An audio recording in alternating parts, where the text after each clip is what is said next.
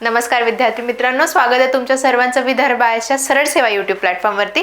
आज आपण इथे इंग्लिशची स्ट्रॅटेजी घेऊन आलोय। ती कशासाठी? तर तलाठी भरतीसाठी। तलाठी भरती 2026 साठी आपण इंग्लिशची स्ट्रॅटेजी कशी असावी यावरती आज आपण या लेक्चर मध्ये बोलणार आहोत। आपलं सगळ्यात अल्टिमेट एम जे आहे या लेक्चर मध्ये ते काय आहे? 25 पैकी 25 गुण मिळवणे। या लेक्चर मध्येच आपण हे डिस्कस करणार आहोत की 25 पैकी 25 गुण आपण कसे मिळवू शकतो। कशासाठी? तर सरळ सेवा भरतीमध्ये। कशासाठी? तर इंग्लिश या विषयासाठी। बघा, आपण या लेक्चर मध्ये सगळं बघणार आहोत की इंग्लिश मध्ये कशाला किती वेटेज आहे, शिवाय कोणता टॉपिक कसा शिकला गेला पाहिजे, क्वेश्चनचा प्रकार कसा आहे, तो म्हणजे कुठला क्वेश्चन कशा प्रकारे सुद्धा विचारला जाऊ शकतो हे पण आपण इथे पाहूया। आणि वेटेज मुख्य म्हणजे आपण याच्यात लक्ष कशावर देऊया? तर वेटेजवर देऊया। मित्रांनो बघा, इंग्लिश हा असा सब्जेक्ट आहे की जिथपर्यंत आपण याला समजून घेत नाही तिथपर्यंत तो आपल्याला लक्षात येत नाही। उगीच आपण कुठे काहीही टाकू शकत नाही। जिथपर्यंत आपल्याला त्याचे रूल्स, कुठे काय यूज केलं पाहिजे हे समजत नाही तिथपर्यंत आपले क्वेश्चन्स हे बरोबर येण्याचे चान्सेस कमी होत राहतात।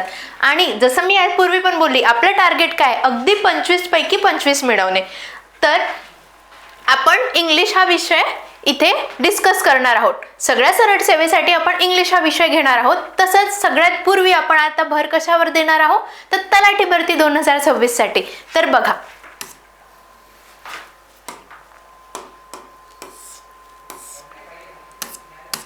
पहिले आपण काय बनवणार? एमपीएससी तलाठी भरती 2026। एमपीएससी ही परीक्षा यावेळेस कंडक्ट करणार आहे। खूप पोरांना असं खूप कमी जास्त वाटत होतं की टीसीएस करणार आहे का एमपीएससी करणार आहे। तर मित्रांनो, एक गोष्ट लक्षात घ्या की ही जी एक्झाम आहे तलाठी भरती ही कोण घेणार आहे? तर एमपीएससी कंडक्ट करणार आहे। जर का नोटिफिकेशन डिसेंबर पर्यंत आलं तर टीसीएस कंडक्ट करू शकते। मात्र 1 जानेवारी नंतर जर का नोटिफिकेशन आलं तर एमपीएससी हा कंडक्ट करणार आहे। तसंही दाट चान्स आहे, 100% इथे आपण सांगू शकतो का एमपीएससी तलाठी भरती ही कंडक्ट करणार आहे। शिवाय याचे खूप सारे प्लस पॉइंट्स आपल्याकडे आहेत। जर का एमपीएससीनी तलाठी भरती किंवा इतरही सरळ सेवा जसं एमपीएससी कंडक्ट करायचा विचार करताय ते जर का केलं तर आपल्याकडे खूप सारे प्लस पॉइंट इथे येतात आणि त्याचाच फायदा आपल्याला यावर्षी 2026 ला घ्यायचा आहे। तर बघा, तलाठी भरतीसाठी आपण या लेक्चर मध्ये पीवायक्यू ड्रिव्हन आपण पूर्ण ही हा लेक्चर घेतोय आणि एक पूर्ण कंप्लीट स्ट्रॅटेजी पाहणार आहे। आपण पुढे लेक्चर मध्ये जसं जसं तुम्ही जाल तुम्हाला मी 4 स्टेप सांगेल, त्या 4 स्टेपनी आपण पुढे चालणार आहोत। त्या 4 आपल्या स्ट्रॅटेजी स्टेप्स राहणार आहेत आणि त्यांनीच आपण पुढे चालणार आहोत। तर चला मित्रांनो, आपण इथे सुरुवात करूया। बघा, सगळ्यात पहिले तर आपण एक्झामची रियालिटी जाणून घेऊया की मुख्यतः एक्झामची रियालिटी काय आहे। बघा, आणि एक गोष्ट नेहमी लक्षात घ्या, प्रत्येक स्लाइड मध्ये मी पीवायक्यू हे तुम्हाला काय केलंय? हायलाइट केलंय किंवा तुम्हाला दिसून येणार। म्हणजे जे पण मी तुम्हाला इथे सांगत आहे हा सगळा मागचा ट्रेंड बघूनच मी तुम्हाला सांगणार आहे। तर बघा, सगळ्यात पूर्वी तर काय म्हटलं जातं का questions repeat concepts not sentences. आपण कधीही बघाल, जसं जसं आपण पीवायक्यूच्या बाजूला जाल, एक गोष्ट नेहमी लक्षात ठेवायची, क्वेश्चन्स हा मात्र कधीच रिपीट होत नाही। इंग्लिश झालं, मराठी, यामध्ये काय होतं माहिती आहे का? क्वेश्चन्स रिपीट होत नाही, क्वेश्चनचा कन्सेप्ट हा रिपीट होते। एक्झाम्पल आपण घ्यायला गेलो तर टेन्सेस वरती क्वेश्चन जर का विचारला गेला, क्वेश्चन टॅग वरती विचारला गेला तर काय विचारलं जाईल की identify the correct tense. Lecture मध्ये जर का पुढे जर का पीवायक्यू ट्रेंड नुसार गेलो तर परत क्वेश्चन तर तोच येईल, पण सेंटेन्स हा बदललेला राहील। सेंटेन्सची कॉम्प्लेक्सिटी ही सुद्धा बदलू शकते। दुसरं काय आहे की ग्रामर डॉमिनेट्स द पेपर। नेहमी लक्षात ठेवायचं, English is equal to grammar. English grammar म्हणूनच आपण इथे शिकतोय। तर बघा, नेहमी लक्षात ठेवा, 25 मार्क पैकी 25 जर का मिळवायचे आहेत तर ग्रामरकडे मात्र आपल्याला आपला हाय फोकस ठेवणे गरजेचं आहे। बघा, कारण का 80% paper it depends on grammar. ग्रामरच्या बेसिसवर आपण 80% पेपर काढू शकतो। उरला गोष्ट वोकॅबलरीचा।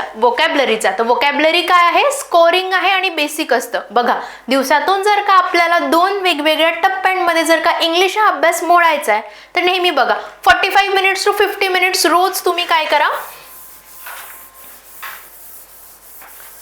45 टू 50 मिनिट्सच आपण घेऊया आणि 2 to 3 hours आपल्याला काय करायचं आहे, ग्रामर करायचं आहे. 45-50 मिनिट जर का तुम्ही नीट वोकॅब्युलरी वाचली रोज, आपण हा दररोजचा विषय करतोय, दररोज जर का आपण थोडं वोकॅब वाचलं, वोकॅबच्या साईडला गेलो, काही गोष्टी आपण थोड्याशा रीडिंग वाईज आपण जर का गेलो तर आपलं वोकॅब तसंच स्ट्रॉंग होऊन जाईल. थोडेसे कन्सेप्ट लक्षात ठेवले तर. मात्र ग्रामरला जास्तीत जास्त वेळ द्यावा लागतो. वेळपेक्षा टाइम तर लागतोच, शिवाय महत्वाची गोष्ट लागते प्रॅक्टिस. ऐकलं असेल तुम्ही, प्रॅक्टिस मेक्स मॅन परफेक्ट. तसंच आपल्याला इथे जायचं आहे प्रॅक्टिस. प्रॅक्टिस शिवाय तुम्ही ग्रामरवरती कमांड ही मिळवू शकत नाही. आणि आपल्याला पाहिजे मुख्यतः कमांड. कोणत्याही टॉपिकवर असलेली आपल्याला काय पाहिजे आहे, कमांड पाहिजे. आणि कमांड केव्हा येईल, जेव्हा आपण त्याची प्रॅक्टिस करूया, वर्कशीट सॉल्व्ह करूया, आपण PYQच्या बाजूला जाऊया, तेव्हा आपल्याला काय येणार आहे, ग्रामरवरती कमांड येणार. आणि ग्रामरवरती कमांड येणे याच्यासाठी परत महत्वाचं आहे, कारण की 80% जो आपला पेपर आहे तो कशावरती निघणार आहे, ग्रामरवरती. आपण वोकॅबला सोडणार नाही, कारण की आपलं टार्गेट खूप मोठं आहे. जर का आपण असंच टप्प्याटप्प्याने चालत गेलो तर आपलं वोकॅब आणि ग्रामर दोन्ही सोबत सोबत काय होत जाईल, स्ट्रॉंग होत जाईल. तर बघा, ओव्हरऑल जर का आपल्याला PYQचं वेटेज पाहायला गेलो तर मी आधीच सांगितलं की grammar has minimum 80% weightage, that is 18 to 20 questions. 18 ते 20 क्वेश्चनच्या मधोमध आपण अपेक्षा करू शकतो की एवढा हा पेपरमध्ये येणं अपेक्षित आहे आपल्याला. वोकॅबमध्ये जर का पकडलं तर वोकॅबच्या आपल्याला 5 ते 7 हे प्रश्न येणं अपेक्षित आहेत. बघा, लक्षात घ्या, 18 ते 20 आणि 5 ते 7, बघा किती डिफरन्स आहे. आपण नुसतं वोकॅबकडेच लक्ष देत गेलो तर आपले वरचे पूर्ण प्रश्न चुकत राहतील. म्हणून लक्षात घ्या, आपल्याला आधी ग्रामर आणि वोकॅब याला सायमल्टेनियसली घेणं आहे. फक्त टाइम जो आहे तो आपल्याला डिवाइड करायचा आहे. आणि मात्र प्रॅक्टिस ही खूप गरजेची आहे. प्रॅक्टिस आणि PYQ वरती असलेली कमांड, ह्या दोन गोष्टी. बघा, ग्रामर मास्टरी, जिथपर्यंत आपण ग्रामर्सवरती मास्टरी करत नाही तिथपर्यंत आपला पेपर चांगला जाणे नाही. बघा, आता ग्रामरसाठी कशी स्ट्रॅटेजी वापरायची, तर जसं मी यापूर्वी बोलली, PYQ ट्रेंडनी तर आपण जाणारच आहोत, पण स्ट्रॅटेजी कशी मिळवायची ग्रामरवर ते आपण इथे जाणून घेऊया. बघा, ग्रामरसाठी महत्वाची गोष्ट आहे प्रॅक्टिस, रूल्स,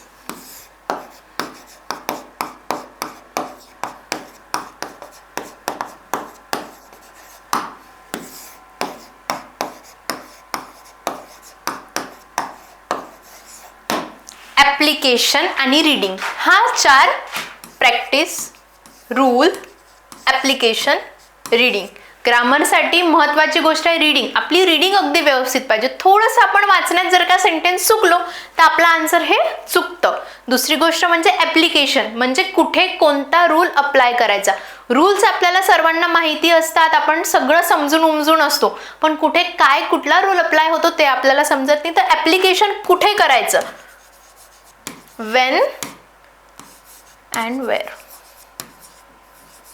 केव्हा आणि कुठे. केव्हा करायला पाहिजे, कसलं ॲप्लिकेशन, क्वेश्चन टॅग जर का आपण घेतोय तर कुठला क्वेश्चन टॅग कुठे लागावा, डायरेक्ट स्पीच, इनडायरेक्ट स्पीच आपण चेंजेस कसे करावेत हे इथे आपल्याला समजून घेऊ.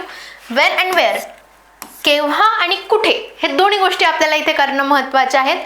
मग येतात रूल्स. बघा, रूल्स ग्रामरमध्ये रूल्स हे अगदी महत्त्वाचे. टेन्सेसला पण भरपूर सारे रूल्स आहेत. इनडायरेक्ट डायरेक्ट स्पीचला सुद्धा रूल्स आहे. ॲक्टिव्ह पॅसिव्ह व्हॉइसला सुद्धा रूल्स आहेत. हे सगळे रूल्स कसे लक्षात घ्यायचे हे पण आपण इथे घेऊयात.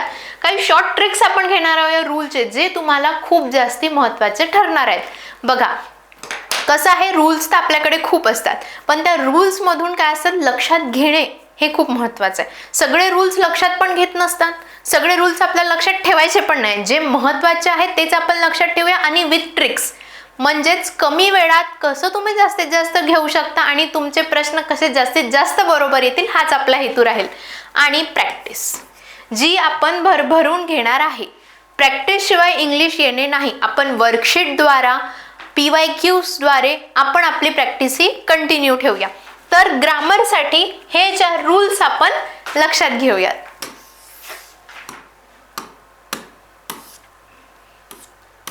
पुढे जाऊया आपण क्वेश्चन वाईज ग्रामरच्या टॉपिकचं वेटेज. आता आपण इंग्लिशला 2 याच्यात डिवाइड केलं.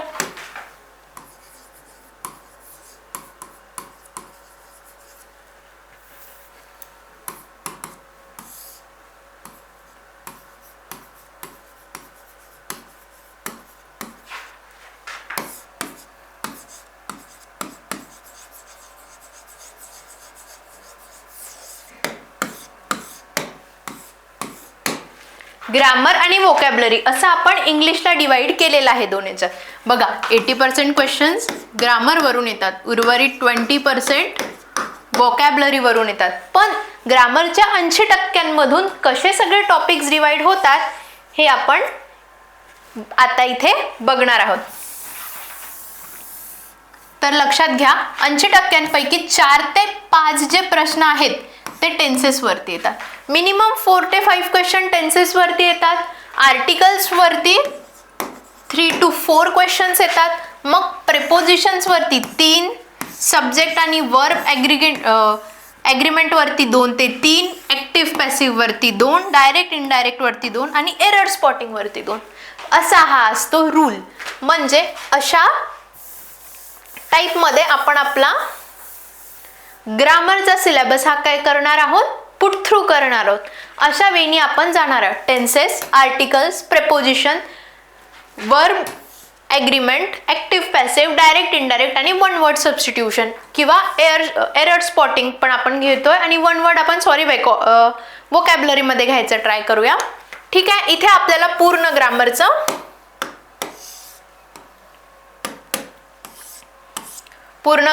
आपल्याला इथे वेटेज हे कळलेलं आहे. पुढे आपण आता घेऊया की टेन्सेस मध्ये जर का 4 ते 5 प्रश्न येतात तर मुख्यतः हे 4 ते 5 प्रश्न टेन्सेस मध्ये पण कुठून येतात आणखी आपण डीप मध्ये जाऊयात, ते बघूयात. तर ते पाहण्यापूर्वी आपण एक महत्त्वाची गोष्ट इथे घेऊन आलोय, ती म्हणजे आहे आपली नवीन बॅच. विदर्भ IAS तलाठी भरतीसाठी एक नवीन बॅच घेऊन आलाय. त्या बॅच मध्ये आपण काय घेतोय, व्हिडिओ लेक्चर्स, नोट्स आणि टेस्ट. बघा व्हिडिओ लेक्चर्स हे लाईव्ह आणि रेकॉर्डेड फॉर्म मध्ये तुम्हाला मिळतील.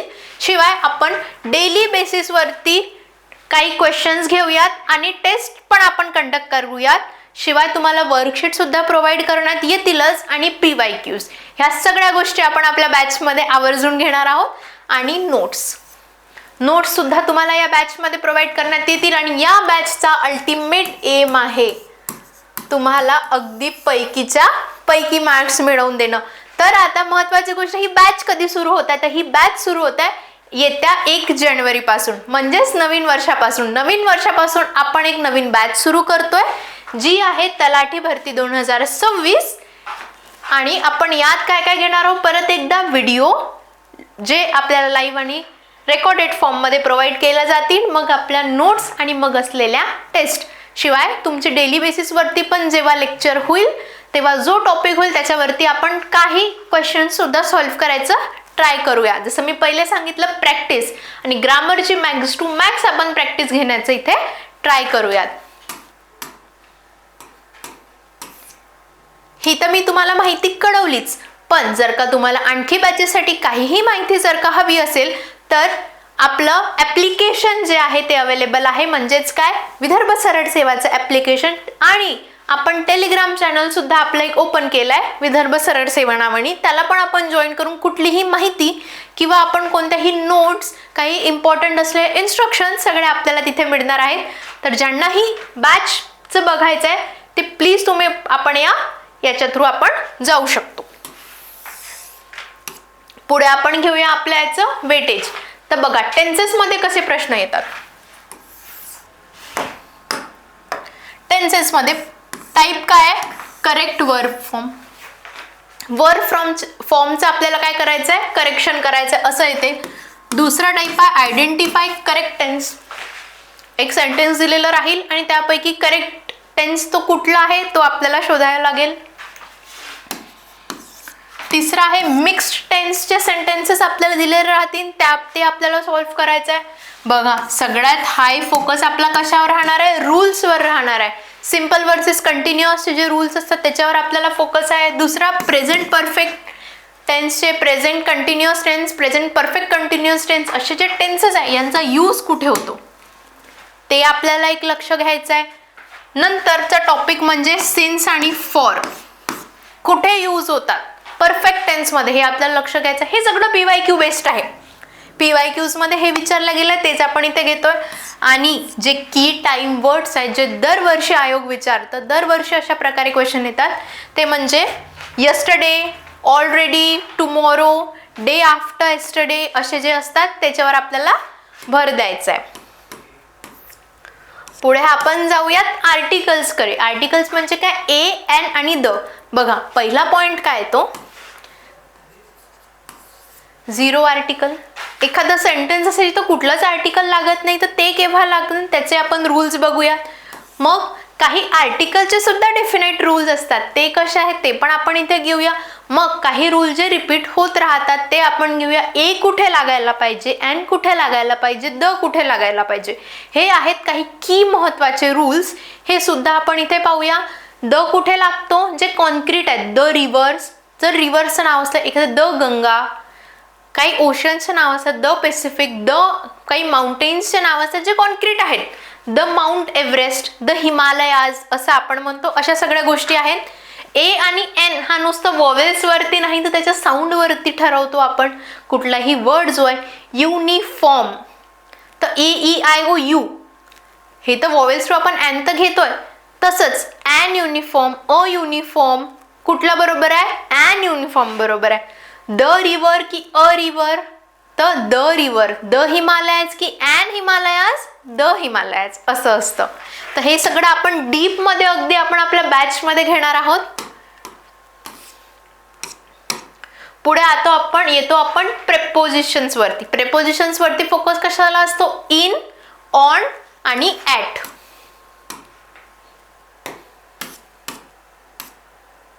इन, ऑन आणि ॲट.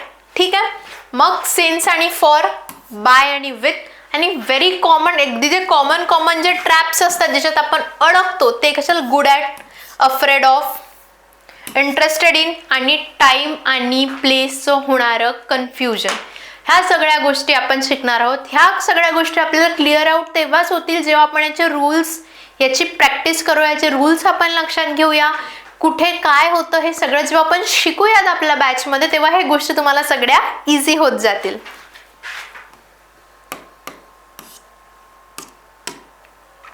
मग आहे सब्जेक्ट, वर्ब आणि त्यांचं असलेलं ॲग्रीमेंट. हे कसं आहे, आपल्याला कोणत्या पॅटर्नवरती विचार करायचा आहे, each, everyone, everybody, either, neither.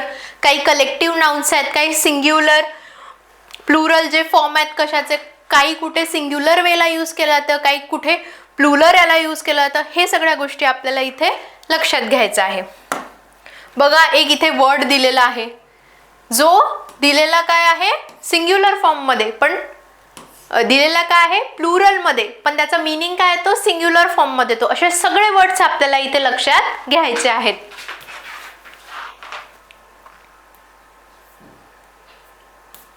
पुढे बघा, पुढे ऍक्टिव्ह आणि पॅसिव्ह यावर दरवर्षी 2 प्रश्न येतातच. आणि प्रश्नाचं असं काही खूप कॉम्प्लेक्स टाईपचे प्रश्न येत नाही. एक आपल्याला स्पेसिफिक सेंटेन्स दिलेलं राहते, एक तर सेंटेन्स ऍक्टिव्ह मध्ये दिलेलं राहते किंवा पॅसिव्ह मध्ये दिलेलं राहते.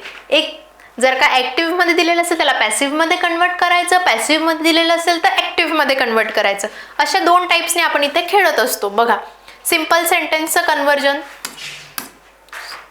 सिंपल सेंटेन्सचं कन्वर्जन. मग आपण येतो मॉडल वर्ब्सचा युसेज, कॅन, शूड, मस्ट अशा सारखे. एरिया ऑफ फोकस इथे पण काय आहे, ऑब्जेक्टला करेक्टली पाहणं. वी म्हणजे वीचा फॉर्म म्हणजे वर्बचा फॉर्म, वर्बचा थर्ड फॉर्म. आता तुम्ही म्हणाल वर्बचे 3 फॉर्म्स कसे आहेत, या सगळ्याचे आपण चार्ट वाईज अगदी घेऊयात. ह्या सगळ्या गोष्टी आपल्याला पास्ट पार्टिकल म्हणजे काय ह्या सगळ्या गोष्टी जाणून घेणे आपल्याला महत्त्वाचं आहे. जेव्हा आपल्याला छोट्या छोट्या गोष्टी माहिती पडतील तेव्हाच आपण मोठे मोठे आपले क्वेश्चन सॉल्व्ह करू शकूया. डायरेक्ट इनडायरेक्ट स्पीच मध्ये पण सेम. डायरेक्ट मध्ये क्वेश्चन दिला जाईल त्याला आपल्याला इनडायरेक्ट मध्ये करायचा आहे, इनडायरेक्ट क्वेश्चन दिला जाईल त्याला आपल्याला डायरेक्ट मध्ये करायचं आहे. बघा त्यामध्ये पण पॅटर्न काय आहे की स्टेटमेंट बेस्डच येणार, जसं ऍक्टिव्ह पॅसिव्ह येत होता. रूल्स काय आहे की टेन्स मागे शिफ्ट होतो, काय होते प्रोनाउन चेंज होतो, टाइम वर्ड जे आहेत नाऊला देन होऊन जातं, टुडेला दॅट डे होऊन जातं, असे टायमिंग सुद्धा चेंज होतात. याचे काही ट्रिक्स आपण घेऊया तिथे. ऍक्टिव्ह पॅसिव्ह, इनडायरेक्ट डायरेक्ट, या गोष्टींच्या आपण काही स्मॉल ट्रिक्स घेऊया ज्याने अगदी क्वेश्चन सॉल्व्ह करणं इझी होऊन जाईल तुम्हाला. मग येऊया एरर स्पॉटिंग. एरर स्पॉटिंग मध्ये पण स्टेटमेंट बेसिस असते. एक स्टेटमेंट दिलेला जातो, तिथे आपल्याला एरर कुठे आहे म्हणजे चुकीचा कुठे आहे, चूक कुठे दिलेली आहे, चूक कुठे आहे आपल्याला ते शोधायचं असतं. त्यात बघा टाईप कोणता आहे, tense error, article error, preposition error आणि सब्जेक्ट आणि वर्बचं ॲग्रीमेंट, हे सगळं आपल्याला इथे घ्यायचं आहे. मग आपण येतो आपल्या व्होकॅब्युलरीकडे. व्होकॅब्युलरीमध्ये 4 महत्त्वाच्या गोष्टी आहेत, सिनॉनिम आणि अँटोनिम म्हणजे समानार्थी आणि विरुद्धार्थी शब्द. ओल्ड, न्यू, असं अगदी सिंपल ओल्ड न्यू आपण घेतलं, पण थोडे कॉम्प्लेक्स टाईपचे विचारले जातात. वन वर्ड सबस्टिट्यूशन येतं, एक वर्ड दिलेला असतो, एक पूर्ण सेंटेन्स दिलेला असतो, त्याला आपल्याला सिंगल वर्डमध्ये आपल्याला एक पूर्ण मिनिंग पूर्ण कंप्राइज होईल असं घ्यायचं असतं. मग काय इडियम्स आणि फ्रेजेस सुद्धा विचारल्या जातात आणि स्पेलिंग आणि त्याचा युसेज. एक वर्ड दिलेला असतो, त्याचे 4 ऑप्शन चुकीचे दिलेले असतात, म्हणजे चुकीचे स्पेलिंग दिलेलं असतात, आपल्याला करेक्ट स्पेलिंग हे ओळखायचं असतं. हे पण पूर्ण प्रॅक्टिस बेस्ड आहे. जितकं तुम्ही प्रॅक्टिस कराल, जितकी तुमची रीडिंग राहील, जितके शब्द तुमच्या नजरेखालून जातील, तितकं तुम्हाला जास्त त्याचं आन्सर ॲक्युरेट आणायचं ट्राय होऊ शकेल. बघा या सगळ्यांच्या पण काही ट्रिक्स असतात, त्या आपण यामध्ये जाणून घेऊयात. आता खूप जण कन्फ्यूज असतात की वन वर्ड सबस्टिट्यूशन म्हणजे काय, तर काही एक्झाम्पल्स इथे आपण घेतोय. पर्सन हू राइट्स बायोग्राफी म्हणजे एक असा पर्सन जो बायोग्राफी लिहितो, त्याला काय म्हणतो आपण,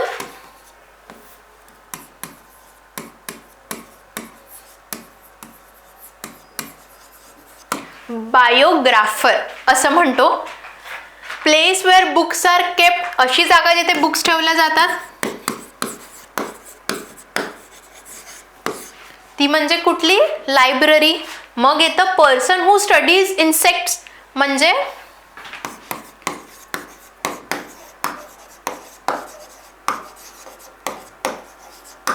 entomologist. Fear of Heights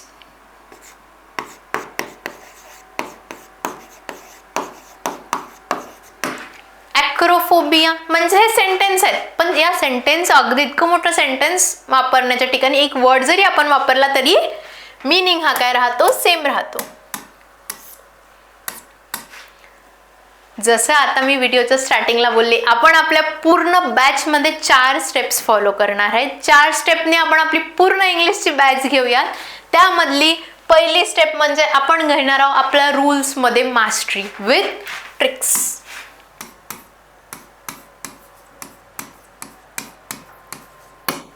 with tricks आपण ही मास्टरी रूल मध्ये घेणार आहोत. शॉर्ट रूल्सला आपण लर्न करणार आहे आणि लॉंग जी थिअरी आहे त्याला आपण अवॉइड करणार आहे. लॉंग थिअरीमध्ये खूप वेळ न घालवून शॉर्ट टाइममध्ये कसं जास्तीत जास्त आउटपुट आणायचं आपण इथे ट्राय करतोय. शॉर्ट रूल्स आपण लर्न करतोय, रूलमध्ये आपण आपली मास्टरी घेतोय. हा झाला आपला रूल नंबर 1. रूल नंबर 2 किंवा स्टेप 2 जी आहे आपल्या प्रोग्रामची किंवा आपल्या कोर्सची, ती काय आहे, PYQ प्रॅक्टिस टॉपिक वाईज. आपण प्रत्येका टॉपिक वाईज आपल्या PYQजला काय करणार आहे, अभ्यासणार आहे. शिवाय विथ PYQज सम